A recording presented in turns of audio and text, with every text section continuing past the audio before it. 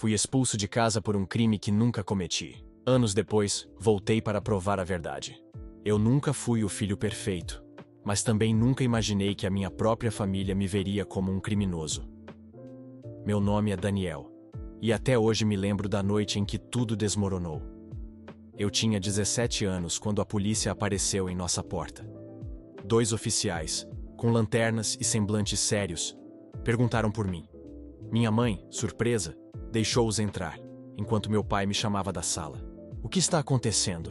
perguntei, ainda com o controle do videogame na mão. Um dos policiais não hesitou. "Daniel, você está sendo acusado de roubo." Naquele instante, senti como se o chão tivesse desaparecido. Roubo? Eu nunca havia colocado a mão em nada que não fosse meu. Mas, segundo eles, alguém tinha usado meu nome e até minha mochila para cometer um assalto em uma loja do bairro. Tentei me defender. Expliquei que estava em casa jogando online com meus amigos e que eles poderiam confirmar. Mas nada adiantava. O pior, no entanto, não foi a acusação em si. Foi olhar para o lado e ver o rosto da minha mãe cheio de dúvidas. Foi ver meu pai cruzando os braços como se já tivesse decidido que eu era culpado. "Eu sabia que uma hora isso ia acontecer", ele disse seco. Sempre andando com aquele grupo de vagabundos. Meu coração se partiu. Eu não tinha amigos ruins. Meu círculo era pequeno, gente normal, que sonhava em terminar a escola, entrar na faculdade. Mas meu pai nunca acreditou em mim. Depois de horas na delegacia, consegui sair porque não havia provas concretas. Ainda assim, quando voltamos para casa, o inferno começou. "Você desonrou nossa família", minha tia que morava conosco disse. "Está claro que você não tem futuro." E em menos de uma semana, minha vida virou de cabeça para baixo. Fui expulso de casa. Minha mãe chorava, mas não teve coragem de me defender. Meu pai foi firme. "Se você quer viver como criminoso, faça isso longe daqui." Eu me vi sozinho, sem dinheiro, sem apoio, e com a marca de um crime que nunca cometi. Mas naquele dia, algo dentro de mim nasceu. Não era apenas raiva. Era a promessa de que um dia, de alguma forma, eu voltaria. E quando voltasse, eles iriam se arrepender por nunca terem acreditado em mim. Aquela noite em que fui expulso de casa parecia um pesadelo sem fim. Saí apenas com a mochila nas costas, a mesma que diziam ter sido usada no crime. Ironia amarga. Dentro dela, só algumas roupas, meu caderno da escola e o celular que já estava com a bateria quase acabando. Lembro de caminhar sem rumo pelas ruas frias do bairro, tentando entender como minha vida tinha desmoronado tão rápido. Eu queria acreditar que, quando o sol nascesse, tudo não passaria de um mal-entendido. Mas não. A cada passo, a realidade se tornava mais pesada. Eu estava sozinho. Naquela primeira noite, dormi em um banco de praça. Não consegui pregar os olhos. O barulho distante dos carros, a sensação de insegurança e o vazio no estômago me lembravam que eu não tinha mais lar. No dia seguinte, decidi procurar ajuda. Bati na porta de alguns amigos, mas a maioria das famílias não quis se envolver. "É complicado, Daniel. Seu nome está manchado", diziam. Outros apenas inventavam desculpas. Foi aí que encontrei abrigo na garagem de um conhecido da escola, o Rafael. A mãe dele tinha pena de mim, então me deixou ficar alguns dias. Mas era temporário. Eu sabia que, cedo ou tarde, teria que me virar sozinho. E eu me virei. Arrumei um trabalho qualquer, carregando caixas em um mercado durante a madrugada.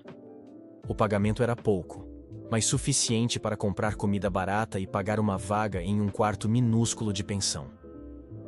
Nos meses que se seguiram, cada dia foi uma batalha. A escola se tornou um desafio quase impossível, porque eu chegava às aulas exausto. Muitos professores olhavam para mim com desconfiança. Alguns alunos cochichavam: "Lá vai o ladrãozinho." Eu fingia não ouvir, mas cada palavra era como uma faca. Ainda assim, eu nunca desisti. A cada vez que me chamavam de fracasso, eu sentia dentro de mim uma chama. Eu repetia para mim mesmo: "Um dia, eles vão engolir cada palavra. Um dia, todos saberão a verdade." 2 anos se passaram assim. 2 anos em que vivi na pele o que era ser rejeitado pela própria família. Eu não os procurava, e eles nunca me procuraram. Mas nesses 2 anos, algo mudou. O mercado onde eu trabalhava estava para fechar, e eu não podia depender mais daquele emprego. Então decidi arriscar. Lembrei que sempre tive facilidade com computadores. Passei noites em claro aprendendo sozinho, em lan houses baratas, sobre programação, conserto de hardware e até segurança digital. E, para minha surpresa, descobri que tinha talento.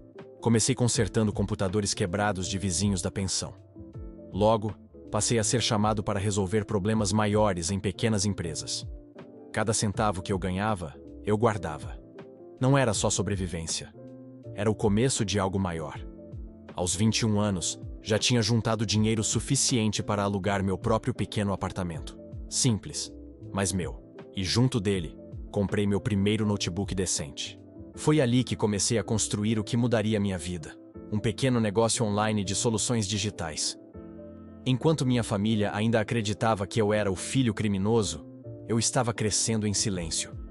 E dentro de mim, a promessa feita naquela noite fria ainda ecoava. Eu voltaria. Mas quando voltasse, não seria o mesmo garoto expulso de casa. Voltaria como alguém que eles não poderiam mais ignorar. Construir uma vida do zero não foi apenas difícil, foi humilhante. Eu me lembro claramente de estar sentado no chão da pensão, comendo arroz puro que tinha conseguido comprar com moedas, enquanto os outros inquilinos riam, jogavam baralho e bebiam cerveja barata. Alguns até zombavam de mim. Olha lá o abandonado, nem a família quer esse moleque, imagina o resto do mundo. Eu fingia não ouvir, mas por dentro doía. E cada riso era como gasolina sendo jogada na chama que eu carregava dentro de mim. Eu pensava, riam agora. Um dia vão lembrar de cada palavra que disseram. Nos dias de maior fome, eu trabalhava dobrado no mercado.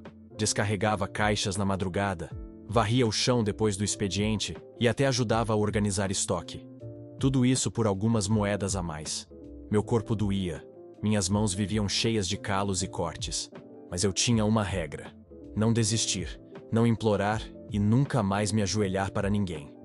Foi em uma dessas madrugadas, voltando exausto, que percebi algo. Eu tinha um talento que poderia me tirar daquele buraco. Sempre gostei de tecnologia. Desde criança, desmontava rádios, mexia em computadores velhos e até hackeava joguinhos para me divertir. Eu pensava, e se isso que sempre foi só hobby, puder virar meu futuro? Então, comecei. Comprei livros usados em sebos, passava horas em lan houses estudando. Quando não tinha dinheiro para pagar o tempo no computador, ficava olhando pela tela enquanto o outro usava, memorizando tutoriais e linhas de código. Voltei para casa e escrevia tudo num caderno, tentando entender. E pouco a pouco, comecei a oferecer meus serviços. Primeiro, consertando computadores quebrados dos vizinhos. Depois, ajudando microempresários com redes e programas básicos. Mais tarde, desenvolvendo pequenas soluções digitais para quem precisava. No começo, riam de mim. Esse moleque não sabe nada.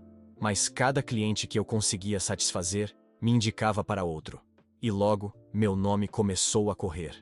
Um dia, uma empresa local me chamou para resolver um problema sério. Um sistema inteiro estava travado, impedindo-os de trabalhar. Passei a madrugada inteira tentando, pesquisando, testando, errando, começando de novo. Quando finalmente consegui restaurar o sistema, o dono me olhou de um jeito que eu nunca vou esquecer. Ele disse: "Garoto, você salvou a minha empresa. Eu não sei o que você passou na vida, mas posso te dizer, você tem futuro." Naquele momento, eu senti algo que não sentia desde antes de ser abandonado pela minha família: orgulho. Eu não era mais apenas o rejeitado. Eu era alguém que tinha valor. Recebi meu primeiro pagamento grande naquela noite. Não gastei em comida cara, nem em roupas. Guardei cada centavo. Era o primeiro tijolo na construção de algo muito maior. Apesar das vitórias, a ferida permanecia aberta.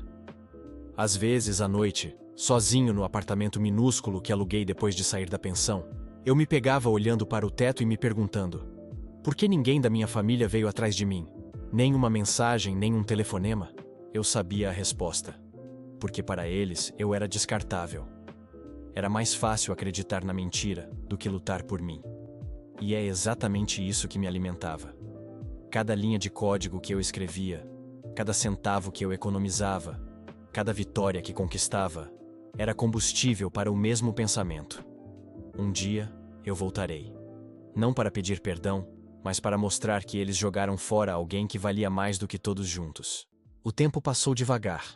Eu não tinha ninguém. Sem amigos de verdade. Sem família. Sem apoio. E por mais que minhas primeiras conquistas trouxessem orgulho, a solidão era sufocante.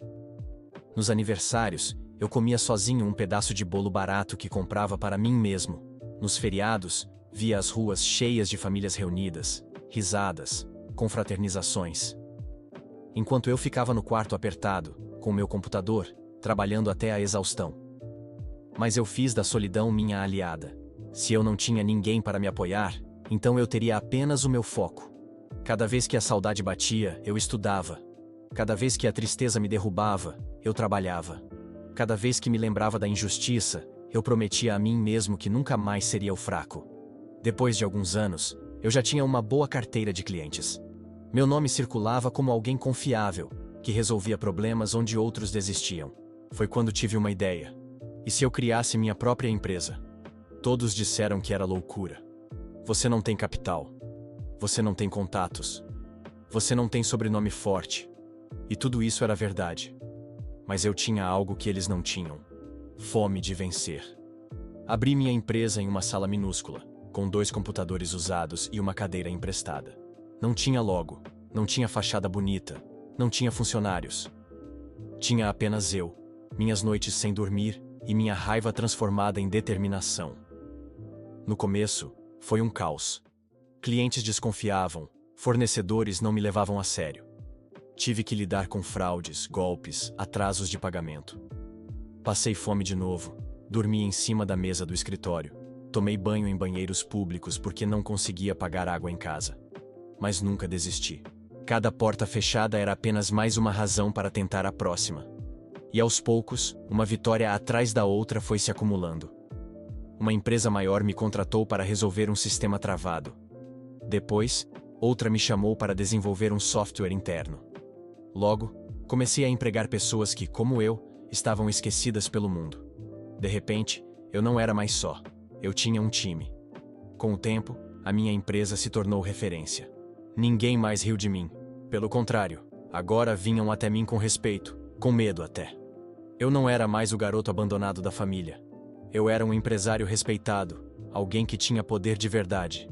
E foi aí que o destino finalmente deu sua primeira reviravolta. Eu estava em um evento de negócios, cercado de empresários e políticos locais, quando ouvi uma voz familiar atrás de mim. Era minha prima.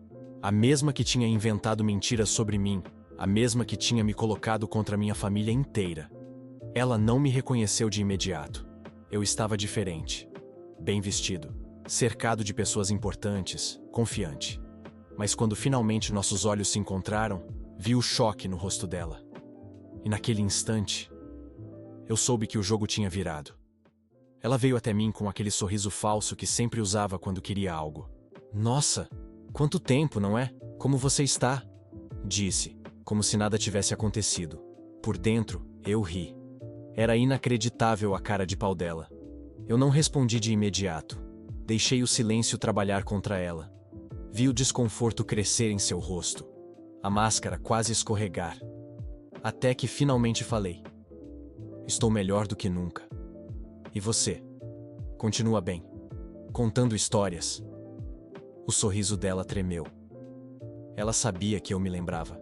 E antes que pudesse inventar alguma desculpa, um grupo de pessoas se aproximou para me cumprimentar. Empresários, investidores, gente de peso. Todos me tratavam com respeito, chamando meu nome, elogiando meu trabalho.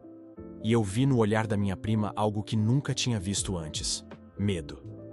Na semana seguinte, o impossível aconteceu. Minha família me procurou. Minha tia, minha mãe, meus tios. Todos aqueles que me viraram as costas anos atrás.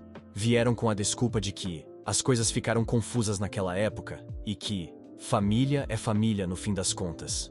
Eu escutei tudo calado. Cada palavra era como uma punhalada de hipocrisia. Eles não queriam a família de volta. Eles queriam meu sucesso. Aquela mesma família que me chamou de fracassado, que acreditou nas mentiras da minha prima, agora batia na minha porta porque eu era alguém. Eu poderia ter fechado a porta na cara deles. Mas não. Decidi deixá-los entrar. Decidi escutar. Decidi fingir. Porque vingança não é apenas sobre se vingar. É sobre fazer os culpados provarem o próprio veneno. Então, acolhi os abraços falsos. Ouvi os pedidos de desculpas superficiais. Sorri quando diziam que tinham orgulho de mim. E por dentro, montei o plano. Eu faria cada um deles depender de mim, até que a verdade viesse à tona. E eles não tivessem mais como escapar. Minha prima foi a primeira. Ela tinha uma empresa pequena, quase falida. Claro, veio pedir ajuda. Disse que só eu poderia salvá-la. Eu poderia ter dito não na hora, mas preferi algo melhor. Aceitei. Investi um pouco, dei suporte, coloquei meu nome no negócio dela. E quando todos começaram a associar a empresa dela ao meu sucesso, eu apenas retirei meu apoio.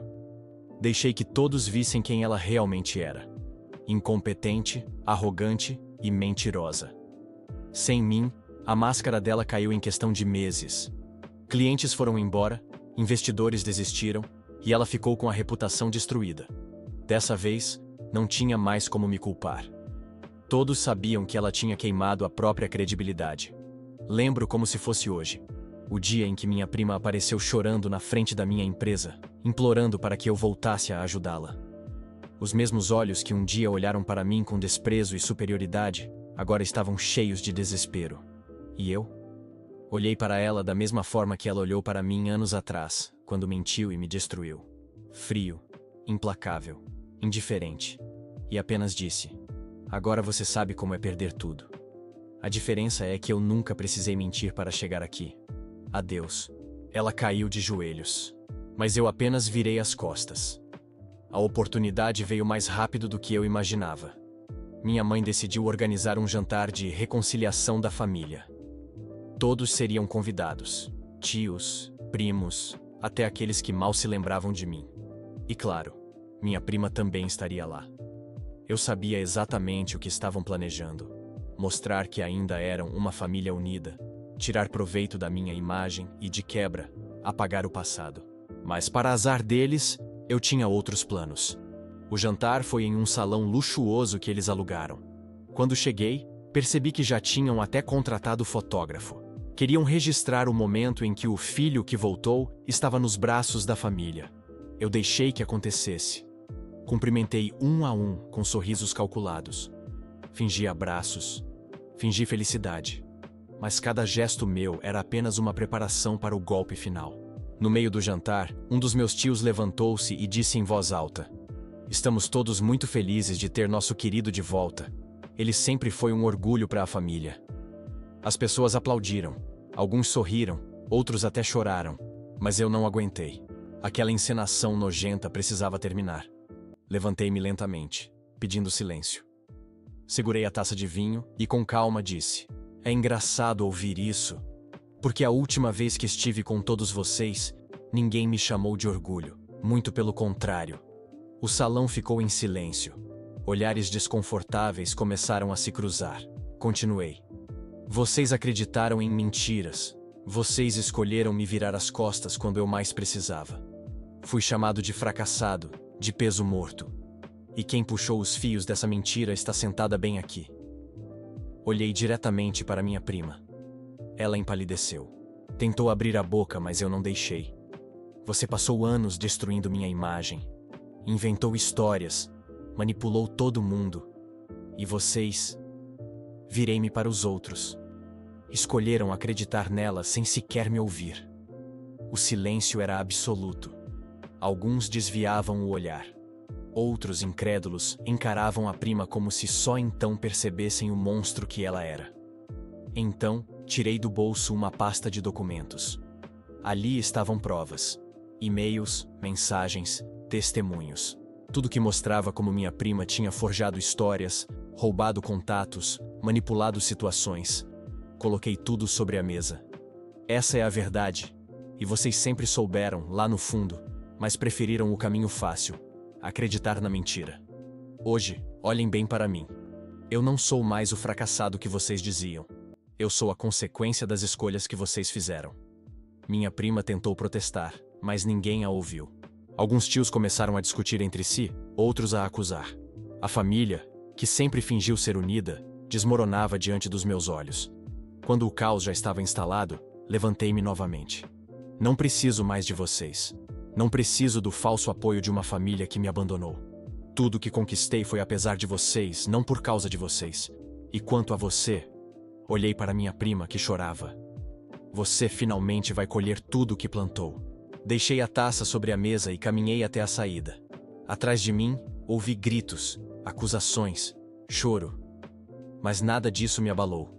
Naquele momento eu sabia. Minha vingança estava completa. Eles tentaram me enterrar vivo com mentiras, mas esqueceram que sementes crescem justamente quando são enterradas. E eu cresci, mais forte, mais livre, mais implacável do que eles jamais poderiam imaginar. Essa foi só uma onda no mar de histórias reais. Inscreva-se, ative o sininho e continue navegando comigo, o Capitão Reddit.